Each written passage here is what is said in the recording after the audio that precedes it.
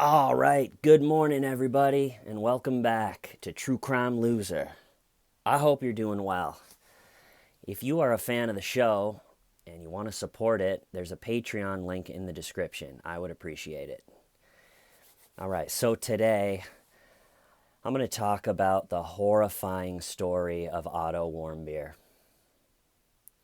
And the story starts in Wyoming, where he grew up with his family, and his dad has a siding company, and his mom is a stay-at-home mom raising him and his brother and sister. Otto is the oldest, and they're just a nice, solid American family out in Wyoming, trying to keep on keeping on, doing the best they can.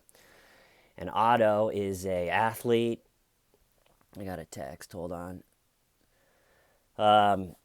Otto played soccer in high school, and he's the head boy, and he wears thrift store t-shirts, and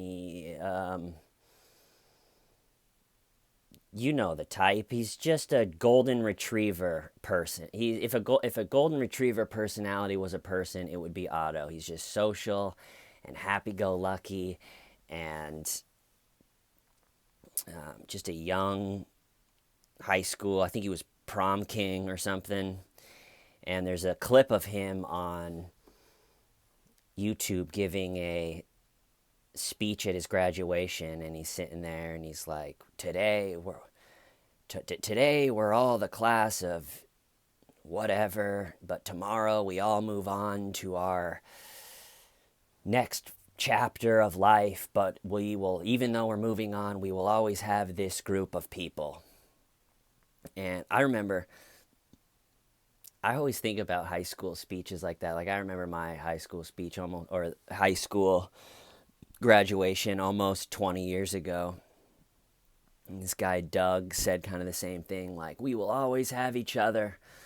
I was laughing last night thinking about calling Doug now, 19 years later, and being like, Doug, hey, I don't know if you remember me, but this is Scott. And remember when you said in your speech 20 years ago that we'd always have each other? Well, buddy, I got some gambling debts that aren't going away.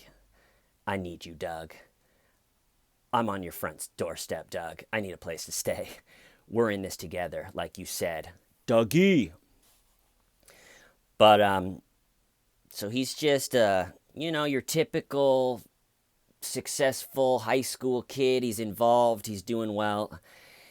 So then he graduates and he goes to the University of Virginia. And a couple years into his University of Virginia college career, he decides that he wants to travel to North Korea. And why anyone would want to go to North Korea is beyond me. But he decides he has the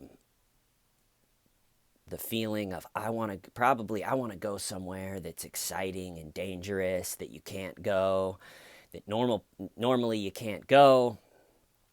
And I'm sure most of you have seen it, but I'll link it in the comments. But Vice, years ago, probably 10 years ago at this point, put out a documentary where they go to North Korea. And I think if a tourist goes to North Korea, it's pretty much this same curated trip that Vice went on. So you can probably watch the documentary and see a lot of what Otto or what anyone tourist-wise that goes to North Korea. And really what it is it's just this curated fake, like you get there and everything, they chaperone you everywhere. They just show you the best parts, or what they think's the best parts, and they just try to make North Korea look like it's not a starving, dwindling communist hellhole. And so they'll bring you to a restaurant, and no one else is there because no one in North Korea gets to go out to fun restaurants.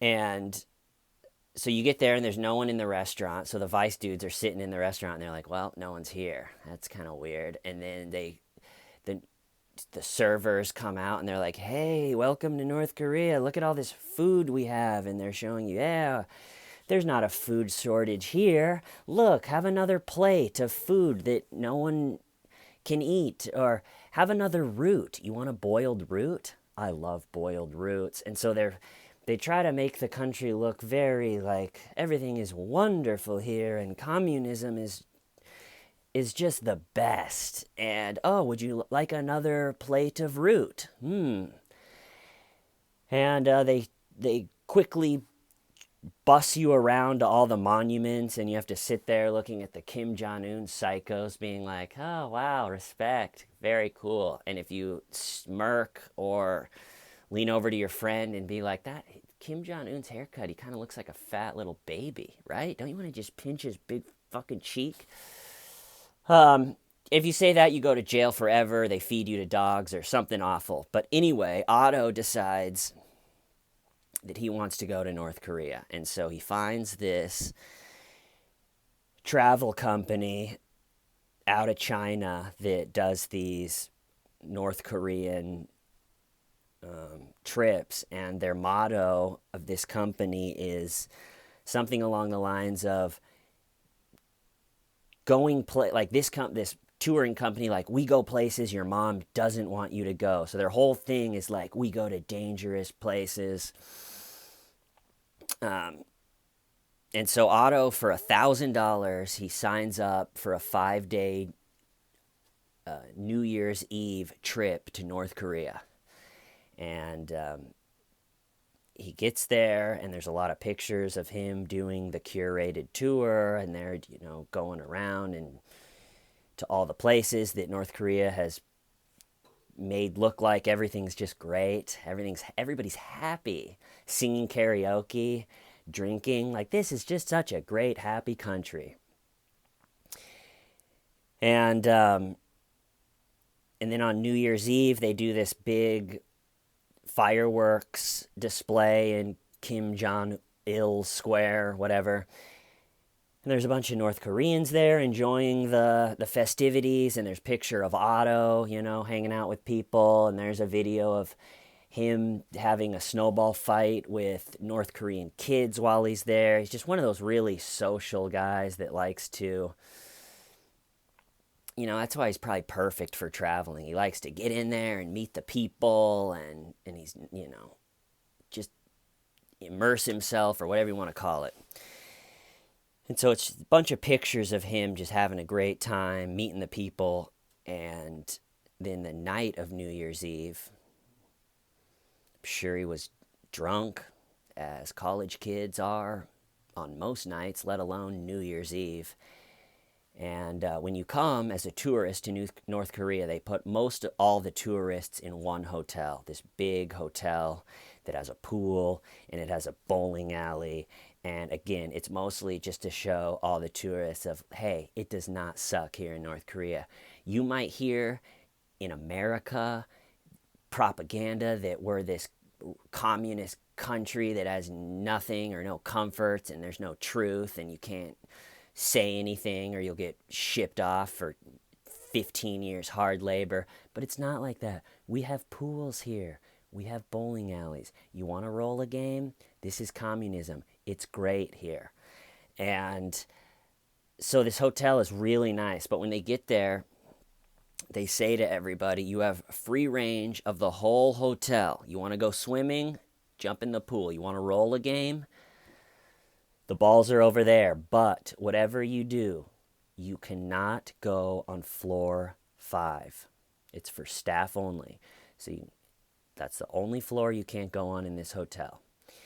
And the elevator doesn't go to floor 5. And as you can imagine, they tell this to all the tourists. As you can imagine, this gives the 5th floor a mystique that is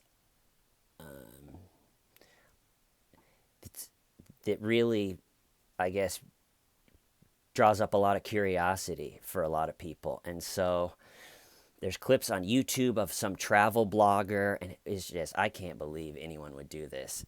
It's just the stakes are too high in North Korea. There's no justice system. There's no such thing as the punishment can fit the crime. They can just charge you with hostile acts against the part, and you're like, what's that? And they're like, I don't know, but we're feeding you to a dog. And And so this fifth floor gets all this folklore and all this curiosity around it. And like I said, other travel bloggers have snuck down there. And so you go down to the fifth floor, and it's just propaganda on all the walls, being like strong military, strong country. We'll seek revenge on the United States 1,000,000,000 times or whatever, and like bombs dropping on us. Excuse me. And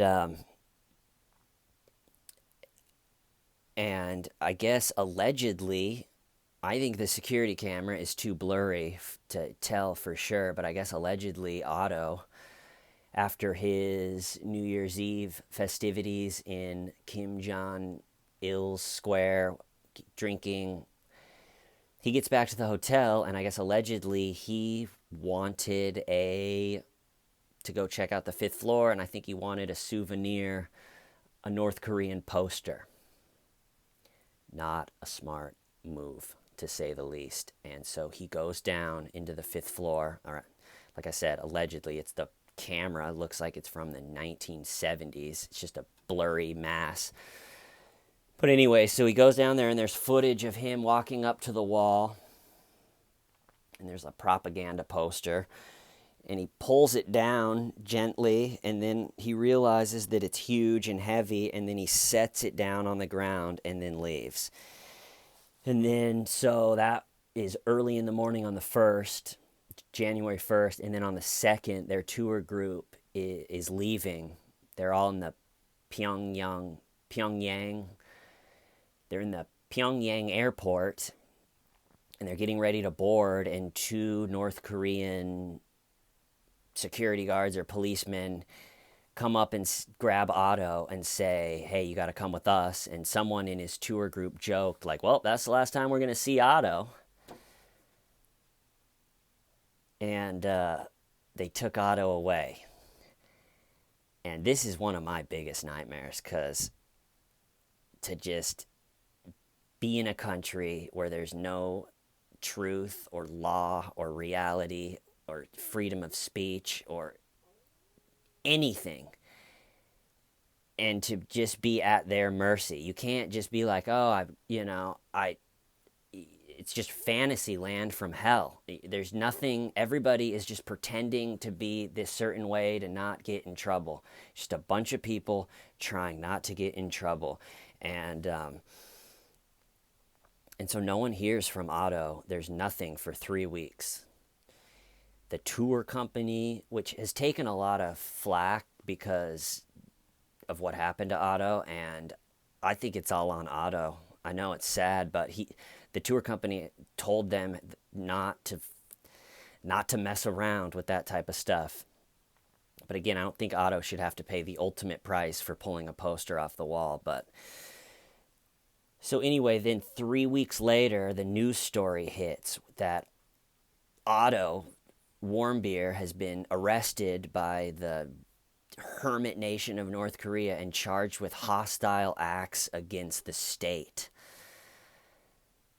And in all communist countries, eventually you start getting these just broad, hostile acts against, because they can't have people complaining about the system and saying like, hey, you know what? Kim Jong Il, this sucks. I'm hungry, all right? This isn't going well. They can't have people saying that, because then it would be social unrest. So they have to put the fear of God in everyone, that if you even step out of line, you're going to be arrested and killed or sent away. And so it's just, like I said, it's just la la land. There's nothing real or anything connected with reality. And everybody there knows it too, and they're just trying not to get in trouble. And so he gets charged with hostile acts against the state. And then his trial is like an hour long, and there's no defense. It's all just a show. It's horrifying. And so then they say, that Otto has requested to have a press conference. He wanted to do it, and it's obviously just them making him. And so he does this press conference, which I'm going to link in the description, and it's 28 minutes, or it's like 30 minutes long, and you should watch it if you are interested in this whole story, because it is absolutely horrifying. They they bring him in, and it's this just white, sterile room, and the only thing up are the two pictures of the Kim Jong psychos sitting there, like, how dictators always look in pictures. And there's a bunch of North Koreans, like, writing stuff. I'm going to write something. Yes. Maybe I'll write something. That was a good thing I wrote. And there's a bunch of photographers clicking, and so they bring in Otto, and he just looks like shit, obviously, and they sit him down, and they have this press conference that's just totally scripted, and you can tell it's just complete, it was a script. Finally, we're to a case that's actually was a script. And man, Otto, too bad it wasn't space aliens, because so they sit Otto down, and the whole thing is just this scripted nightmare. And watching it, when it hits you, what's actually going on is just terrifying. And so it's this complete just circus show, just fake. And they sit him down, and he's like, "Hello, my name is Otto Warmbier, and on January 1st, I committed a horrible crime against the people of North Korea. And my crime, he keeps calling it my crime, and it's just..."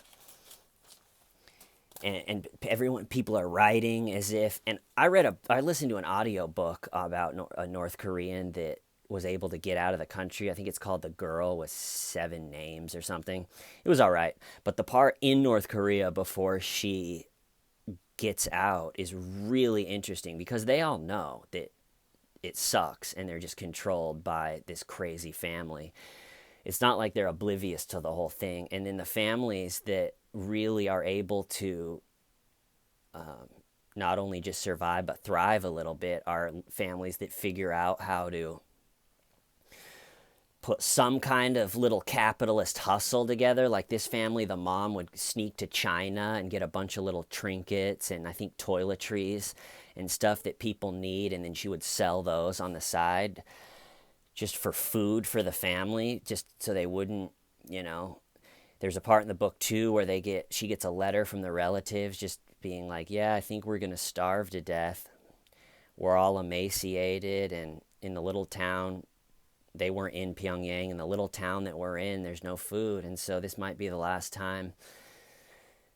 This might be the last time you hear from us. And just horrifying, sad stuff. So Otto is just at the mercy of these psychos, just going, "Yeah, my crime was very hostile," and they make him confess, which is how it works in these type of communist regimes. Is they arrest you, they charge you with hostile whatever against the whatever nonsense, and then they torture you for a couple weeks until you are good and ready to confess to whatever, just to get it to stop. And I think that's where Otto was. So he's out there being like, "Yeah, so my crime, and the reason I committed this awful act against the North Korean people is because the Friendship, what's it called? The Friendship United Methodist Church said they would pay me if I would steal a important piece of North Korea and give it back to them, and they are working with the Z Society, which is a secret society that works with the United States administration." And it's like, what? He can't say, "Hey, I'm a drunk college kid that made the biggest mistake of my life." And it has to be, so essentially North Korea took this kid's life and turned it into a anti-American, pro-communist propaganda video for its own people. So they marched him up there and made him say it was a secret society, Z Society. And listen to this press conference, because it's just absolutely horrifying. They're in this big sterile room and the lights are scary, and so he's just in there like, I made the biggest mistake of my life, please. And it's just like, will cut to like a North Korean who obviously knows it's totally fake too, and it's just like, and I want to know all the people that are writing and answering questions. So he gets done with his like, I wrote down a really scary line that he said. He goes, the poster I stole had a slogan on it, and the slogan inspires the people's love for their system. Ugh. And so he, is talking in that type of language, like I wanted to hurt the North Koreans' motivation and love for their system, and just all this just nightmare language. And then the North Koreans ask him questions, or the fake reporters or government people or whatever, they're sitting there writing and pretending that this is all real. We just live in a real thing, and this is justice, and we're all connected to reality. And so they're asking him, hey, so what is the Z Society? And Otto's like, thank you for your question. The Z Society is a secret society organization that is against the communist country of North Korea and wants all of their people's motivation to evaporate. And it's just all this nutso language where it's like, we are in the fantasy land of hell. Nothing is real. There's no freedom. No one has any friends, because that's the thing with these communist countries too, is everybody's so scared to get in trouble, and that whatever small little thing you're doing to rebel is going to get caught, that you'll tell on your neighbor, and then you're worried that your neighbor's going to tell on you. So there's no really real friends or anyone you can really confide in, or you can't listen to your rock and roll CD that you have on bootleg because you're scared your neighbor's kid is going to tell that you have some banned music, and then you're going to have to get murdered for it, or it's just a total nightmare. And so Otto's answering these questions like, thank you for your question. And yes, I wanted to ruin the work motivation for the country. That was my goal. I was being paid by the Friendship United Methodist Church, and the American administration. And what's funny is it's like, North Korea, you really think that if we wanted to mess with you guys or do something, that we're going to pay some college kid with a church to go over and steal a poster? You think that's all we got? But anyway, and then they make him beg for his life, which is just heart-wrenching. So at the end, he stands up and he's crying and he's saying, I'm the oldest kid and my family and my friends need me. And then they're just all blank stare, taking pictures, writing it down, and he begs. He literally begs for his life. And he's charged with, like I said, like hostile, whatever nonsense. And then he is ultimately convicted of, or ultimately sentenced to 15 years of hard labor for taking a picture off the wall and setting it on the floor. All right, yeah, that seems fair. And then he is not seen or heard from for a long time. And then North Korea says, hey, United States, we want to give you Otto back.